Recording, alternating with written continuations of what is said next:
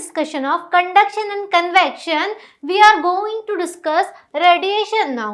ठीक है, तो हम लोगों ने कंडक्शन और कन्वेक्शन के बारे में पढ़ा. अब हम जानेंगे रेडिएशन है क्या. The mode of transfer of heat through which heat energy from a hot body to a cold body by means of heat rays without any material medium between them is known as radiation. अब क्या होगा कि radiation में क्या होगा, ये भी एक mode of transfer of heat है, बट इसमें कोई मटेरियल रहेगा नहीं बीच में. अगर आप साइड में है तो वो ऐसे ही ट्रांसफर हो जाएगा, कोई मटेरियल की जरूरत नहीं है. जैसे हमने कंडक्शन में क्या पढ़ा कि वहाँ सॉलिड चाहिए, एक मटेरियल चाहिए, उस with in the material he transfer हो रही थी हीट, या फिर उसके नियरेस्ट कोई कॉन्टैक्ट में मटेरियल है तो हीट ट्रांसफर हो रही थी. कन्वेक्शन में हमने देखा एयर या फिर लिक्विड में हो रहा है.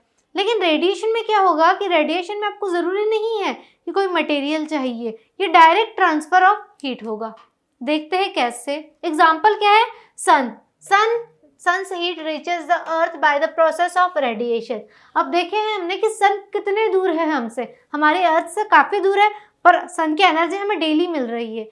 कैसे, तो ये मेथड है रेडिएशन, जो ट्रांसफर ऑफ हीट हो रहा है सन से अर्थ तक की जो हीट आ रही है वो कैसे आ रही है, रेडिएशन से. ये रेडिएशंस निकल रही है और रेडिएशंस निकल के ये अर्थ को फील हो रही है. तो ये मेथड हो रही है रेडिएशन, जिसमें किसी भी मटेरियल की, किसी कांटेक्ट की ज़रूरत नहीं है. ये ऐसे भी हमें फील हो सकती है, ऐसे भी रेडिएट एनर्जी आ सकती है. ठीक है. Now, this radiations travel through the vacuum between the sun and the earth at a very high speed and the ultimately reaches on the earth.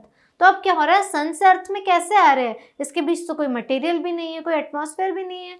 तो फिर क्या हो रहा है, यहाँ पे जो वैक्यूम है, ये वैक्यूम में भी ट्रैवल कर सकती है रेडिएशंस, ज़रूरी नहीं है कोई मीडियम चाहिए. तो ये वैक्यूम से ट्रैवल करते करते, वो भी कैसे, काफ़ी हाई स्पीड से, तो वेरी हाई स्पीड से ट्रैवल करके आती है और हम लोग को अर्थ में फील हो रही है.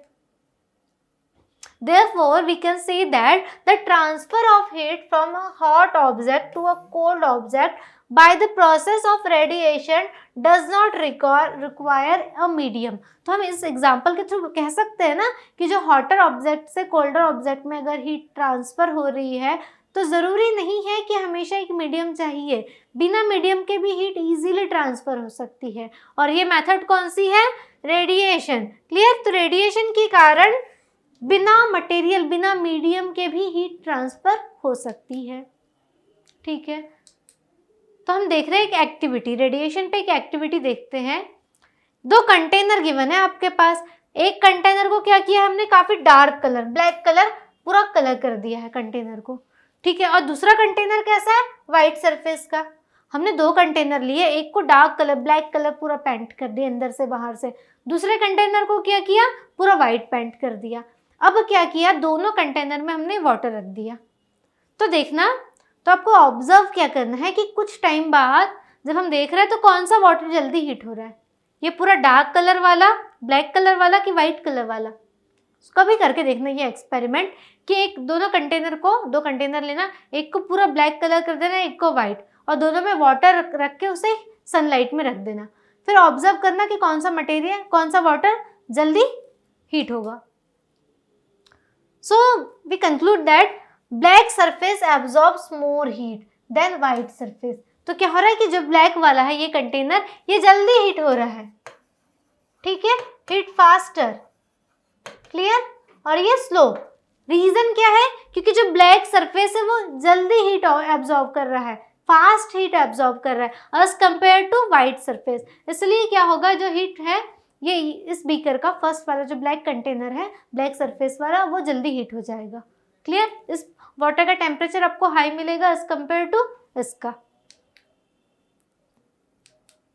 नाउ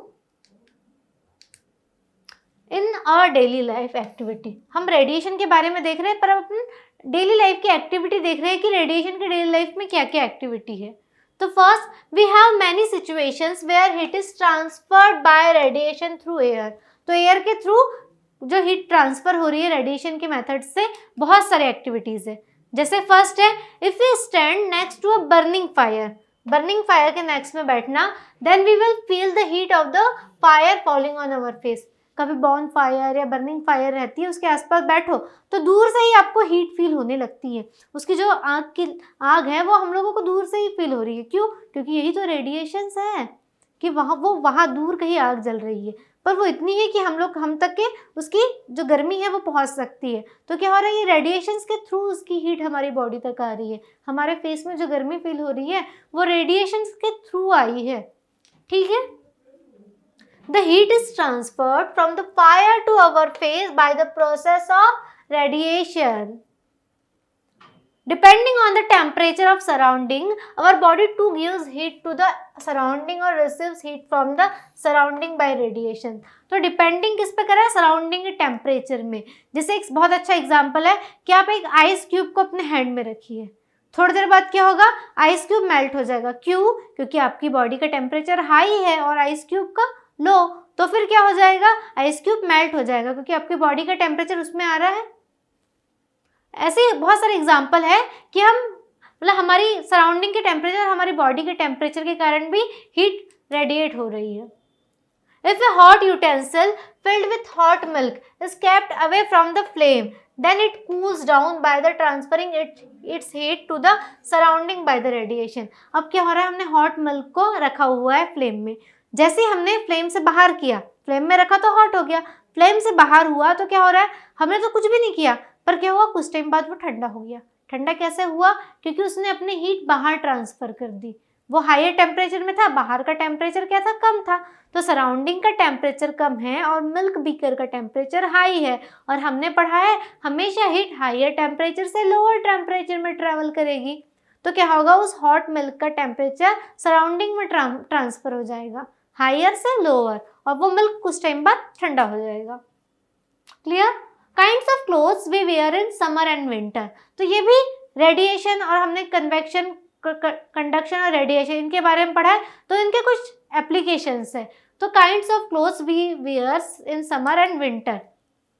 तो clothes during the hot summer days, हम लोग हॉट समर डेज में कौन से क्लोथ्स पहनते हैं? तो people prefer to wear white clothes or light color clothes because light colored clothes absorbs less heat from sun and hence keep us cool and comfortable in hot water. तो हमने देखा है कि हम लोग यूजुअली समर डेज में कैसे clothes पहनते हैं? वाइट कलर के, लाइट कलर के। रीज़न क्या है इसके पीछे? तो रीज़न ये है कि जो वाइट कलर के या लाइट कलर के क्लोथ्स है वो ज़्यादा हीट एब्जॉर्ब नहीं करते as compare to dark colour. जैसे हमने देखा था ये एक्टिविटी कि दो कंटेनर थे, एक को हमने ब्लैक कलर का पेंट कर दिया था, एक को वाइट कलर का, और ब्लैक कंटेनर का क्या था? वाटर जल्दी टेम्परेचर हाई हो गया था। क्यों? क्योंकि वो ज़्यादा हीट एब्जॉर्ब करता है as compare to light colour. तो सेम यही रीज़न है कि हम लोग लाइट कलर के क्लोथ्स पहनते हैं और डार्क के नहीं पहनते हैं। जैसे देख रहे हैं हम कि जो वाइट कलर के क्लोथ्स है वो जल्दी हीट रेडिएट जो हो रही है उसको दूर करते, रिफ्लेक्ट करते, रेडिएट करते हैं, लेकिन जो डार्क कलर के हैं वो एब्जॉर्ब करते हैं। तो वाइट वाले रिफ्लेक्ट करेंगे और डार्क एब्जॉर्ब करेंगे, और हम तो नहीं चाहेंगे गर्मी में कि हम हीट एब्जॉर्ब करें, तो इस कारण हम लोग लाइट कलर के कपड़े पहनते हैं। ठीक है। The next is why do wear woollen clothes in winter. Woollen clothes क्यों पहनते हैं? तो इसके पीछे दो रीजन है। फर्स्ट रीजन तो एक है कि डार्क कलर के क्लोथ्स पहन के क्या होता है, वुलन क्लोथ्स अगर हम डार्क के पहन रहे हैं तो वो एब्जॉर्ब करेंगे हीट को। पर एक और रीजन क्या है, तो woollen clothes keep us warm during cold winter days. ठीक है, हम सभी जानते हैं कि वुलन क्लॉथ्स क्या करते हैं, हमको वार्म रखते हैं। इसके पीछे का रीजन क्या है एक्चुअल आज हम जानेंगे कि क्यों वार्म रखते हैं, आखिर अंदर क्या एक्टिविटी हो रही है। Wool is a poor conductor of heat due to which woolen cloths stop the flow of heat from our warm body to the cold surrounding। तो जब हमने कंडक्शन पढ़ा था तब हमने कंडक्टर्स पढ़े थे, good conductors and bad conductors. तो क्या होता है, वूल जो है वो पुअर कंडक्टर है वो बैड कंडक्टर। अब क्या हो रहा है कि वूल जो बैड कंडक्टर है वो अपनी बॉडी की जो वार्मनेस है, अपनी बॉडी के अंदर की हीट है वो उसे सराउंडिंग में ट्रांसफर होने तो बिल्कुल नहीं दे रहा है। अपनी बॉडी की हीट बाहर नहीं जाएगी तो हमारी बॉडी का टेम्परेचर मेंटेन रहेगा। और इन केस अगर हमारी बॉडी की हीट सराउंडिंग के पास जा रही है और सराउंडिंग की हीट अंदर आ रही है तो फिर हम लोग को जल्दी ठंडी फील होगी। तो उस ठंड से बचाने के लिए हम लोग वूल यूज़ करते हैं, वूलन क्लॉथ्स, क्योंकि वो पुअर कंडक्टर है due to which woollen clothes stop the flow of heat from our warm body to the cold surrounding. Clear? Moreover, there is air trapped in between the fibers of woolen cloth. एक और reason है कि जब woollen cloth छोटे छोटे fibres से मिलके बन रहा है तो वो फाइबर्स क्या कर रहा है, एयर को ट्रैप करके रख रहा है। एयर को ट्रैप कर दिया, ना बाहर की आने दे रहा है ना अंदर की जाने दे रहा है, ठीक है। तो वो ट्रैप्ड एयर भी बैड कंडक्टर का वर्क कर रही है। Air is very poor conductor, क्योंकि हमने भी जाना है कि एयर क्या है, पुअर कंडक्टर। हमने गुड कंडक्टर के नाम पे सॉलिड्स जाने थे, लिक्विड को भी पुअर कहा था एक्सेप्ट मरकरी। सेम एयर भी पुअर कंडक्टर है, तो air is very poor conductor of heat. So the air trapped in fibres fibers of woolen cloths also stops the flow of heat from our warm body to the cold surroundings. ठीक है, तो वो trapped air आपके body की warm body से temperature बाहर नहीं जाने दे रही और सराउंडिंग की जो कोल्डनेस है वो अंदर आने नहीं दे रही। Since our body does not lose its heat, we feel warm on wearing woolen cloths in winter. Clear? A woolen blanket also keep us warm on the cold winter night in a similar way. तो हम लोग क्या होता है कि हमेशा sweater नहीं पहनते, हमेशा वुलन नहीं पहने रहते, फिर क्या होता है हम लोग ब्लैंकेट्स यूज करते हैं। तो क्या होता है वो ब्लैंकेट्स भी सिमिलर वे में हमें प्रोटेक्ट कर रहे हैं। ब्लैंकेट्स के भी फाइबर जो रहते हैं वुलन रहते हैं, वो एयर को ट्रैप करके रखते हैं। If we are given the choice in winter of using either one thick woolen blanket or two thin woolen blankets, तो आपके पास एक क्वेश्चन है कि आपसे कहा जाए आप ठंड में एक या तो बहुत मोटा वाला ब्लैंकेट ले लो या फिर दूसरी चॉइस है कि आप पतले पतले 2 ब्लैंकेट्स ले लो, तो आप कौन सा चूज करोगे? है क्वेश्चन, सोचो। तो क्या होता है ऐसे सिचुएशन में, क्या होता है कौन सा बेटर है? तो एक जो मोटा हम कह रहे हैं वुलन, वो ज़्यादा बेटर नहीं है एज कम्पेयर टू 2 अगर आपको पतले पतले दिए। तो आप जानते हैं कि इसके पीछे का रीज़न क्या है। Then we should prefer 2 thin woollen blankets join together, क्योंकि जो पतले पतले 2 ब्लैंकेट्स हैं उनको ज्वाइन करेंगे तो वो ज़्यादा बेटर है। क्यों? This is because the 2 thin woollen blankets join together will have a layer of air trapped in between them. और हमने क्या जाना है कि air is a bad conductor of heat. तो क्या होगा कि 2 ब्लैंकेट हमने ज्वाइन किए, उसके बीच में एक लेयर आ जाएगी हीट की, और हीट क्या है? बैड कंडक्टर है। एयर क्या है? जो ट्रैप्ड एयर वो बैड कंडक्टर है, तो वो ट्रैप्ड एयर हीट ट्रांसफर करने नहीं देगी। इस कारण जो दो पतले ब्लैंकेट ज्वाइन करना ज़्यादा बेटर है। Now one question based on transfer of heat, and the question says by which of the following methods could a cup of hot tea loses heat when placed on metallic table in a classroom? तो question क्या है कि आपके पास एक cup है, cup of hot T, और कहाँ रखा है? एक क्लासरूम में मेटेलिक टेबल में। तो मेटेलिक टेबल है, सपोज कि ये आपकी टेबल है, क्लियर, और इस टेबल पे एक कप रखा हुआ है हॉट टी का, ठीक है। ये कुछ इसकी एयर निकल रही गर्म, तो ये हॉट टी का कप है, मेटेलिक टेबल पे रखा हुआ है, और आपको बताना है कि कौन कौन से मेथड्स के थ्रू हीट उसकी लूज हो रही है, हीट ट्रांसफर हो रही है, ठीक है। तो मेथड्स कौन कौन सी है? Option A conduction, option B convection, option C radiation, and option D evaporation of liquid. तो आपको बताना है कि कौन से मेथड अप्लाई कर रही है। तो हम लोग देखते हैं फर्स्ट कंडक्शन। तो हमने देखा कि क्या है, कप रखा हुआ है गर्म टी का और एक मेटेलिक टेबल पे रखा है, तो क्या यहाँ पे कंडक्शन होगा? सोचो। तो हाँ, कंडक्शन होगा। कैसे? क्योंकि कप क्या है, कप डिफरेंट मटेरियल का है पर टी गर्म है। तो आपने देखना, अब कंटेनर की वॉल को टच करना, आप कप को टच करना, कप आपको वार्म फील होगा। क्यों? कंडक्शन मेथड हो रही है वहाँ पे, तभी तो कप आपको वार्म फील हो रहा है। कप में हीट आई और कप आपको गर्म फील हो रहा है, तो हाँ कंडक्शन तो हो रहा है। आप देखना, कप को आप उठाना, आपको मेटेलिक सरफेस भी गर्म फील होगा। क्यों? क्योंकि कंडक्शन वहाँ भी हुआ है, हीट ट्रांसफर हुई है। तो जब ये कंटेनर आपको गर्म लग रहा है, दैट मीन्स कंडक्शन तो हुआ है। तो फर्स्ट आंसर क्लियर। अब है कन्वेक्शन। कन्वेक्शन हुआ है कि नहीं हुआ है? तो आप चेक करना, आप इस हॉट टी के कप के ऊपर में हाथ रखना, तो आपको देखना आपके हाथ में आपको वार्मनेस फील होगी, थोड़ी गर्मी फील होगी। तो ये कैसे? क्योंकि ये कन्वेक्शन इन एयर हो रहा है ना, कन्वेक्शन इन एयर, कि आपको उस सरफेस के ऊपर साइड में नहीं लगेगा गर्म फील, पर आपने जस्ट कप के ऊपर हैंड पुट करना तो आपको देखना आपके हाथों में गर्म फील होगा। तो ये क्या है? कन्वेक्शन हो रहा है। तो ठीक है, सेकंड ऑप्शन भी करेक्ट है। अब हम देखते हैं वहाँ रेडिएशन हो रहा है कि नहीं हो रहा है।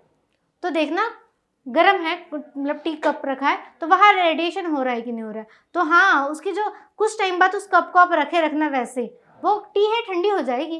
पहले तो गर्मा गर्म थी, कुछ टाइम बाद ठंड हो रही है, तो ठंडी कैसे हो रही है? क्योंकि सराउंडिंग का टेम्परेचर कम है और उस टी का टेम्परेचर हाई है, तो क्या हुआ, उस हायर टेम्परेचर से लोअर टेम्परेचर में ही ट्रेवल कर गई और कुछ टाइम बाद क्या हुआ, वो सराउंडिंग के टेम्परेचर में आ गई। दैट मीन्स वो टी ठंडी हो गई है, क्योंकि वहाँ पे रेडिएशन हो गई है। यानी कंडक्शन भी हो रहा है, कन्वेक्शन भी हो रहा है, रेडिएशन भी हो रहा है। लास्ट है इवेपोरेशन ऑफ लिक्विड हो रहा है, तो आप उस लिक्विड को काफ़ी देर तक रखना, या फिर स्टार्टिंग में ही देखना कुछ वेपर्स दिख रही है, काफ़ी गर्म हो रहा है तो वेपर्स आ गए थे, तो क्या हो रहा है कि बहुत ज़्यादा टेम्परेचर इंक्रीज कर दिया, तो वो जो वेपर्स उठ रही है, वो वेपर्स क्या है, इवेपोरेट ही तो हो रहा है। दैट मीन्स फोर्थ वाला भी आंसर सही है। तो कौन से मेथड सही है? तो चारों मेथड सही है।